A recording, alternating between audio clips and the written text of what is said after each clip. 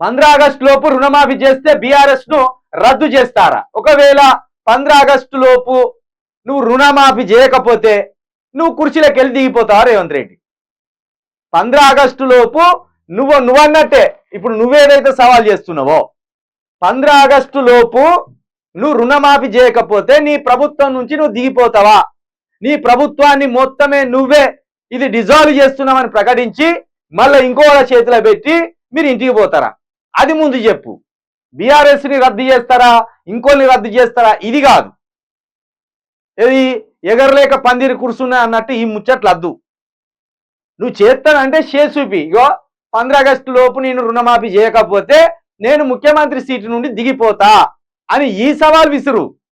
అంతేగాని పక్కని చూపించి వాడు ఎగరలేకపోతాండే మరి నేను ఎగరనా ఈ మాట్లాడదు. నువ్వు ఎగిరి చూపి.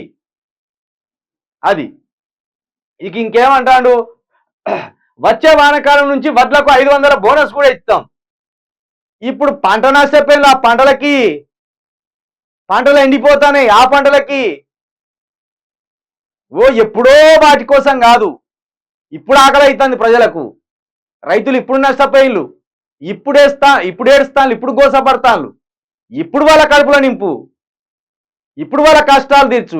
ఎప్పుడో ఇక రానున్న 3 నెలలకు ఇస్తా మళ్ళా నేను సిపాయిని అని మాట్లాడకు ఈ మాటలు. పాలమూరు జిల్లాలోని ప్రాజెక్టులను 10 ఏళ్లు పక్కన పెట్టిండ్రు. పెండింగ్ ప్రాజెక్టులన్నీ పూర్తి చేస్తాం, పాలమూరు రుణం తీర్చుకుంటాం. కేసీఆర్ తో కొట్లాడతానన్న ఆర్ఎస్ ప్రవీణ్ ఇప్పుడు ఆయన పంచనే చేరిండు.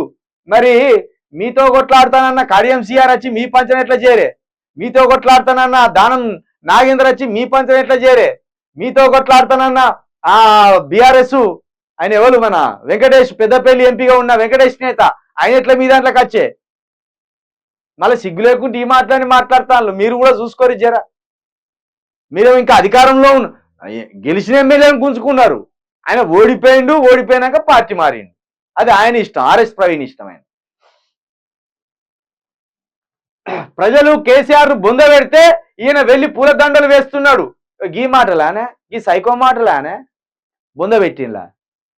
ఎక్కడ బొంద పెట్టిన జర చూపెడతావా? సమాజ్ చూపెడతావా? కేసీఆర్ని బొంద పెట్టిన సమాజ్ చూపెడతావా? ఈ సైకో మాటలు మానుకోండి రేవంత్ రెడ్డి గారు. ఏం మాటలు ఇది? ఏం భాష ఇది? నిన్ను చెప్పుతోటి కొట్టకుండానే కొట్టినట్టు చేసింది కేసీఆర్. బజారు భాష మాట్లాడే ఒక వ్యక్తి వచ్చి ఒక పెద్ద చైర్లో కూర్చున్నాడని ఒక భయంకరమైన మాట మాట్లాడి నీ గురించి. ఇక అది విన్నాక కూడా నీ భాష మారకపోతే, నీ తీరుకు మారకపోతే ఇక నీ గురించి మాట్లాడు వృధా, నీ గురించి పట్టించుకున్నాడు వృధా.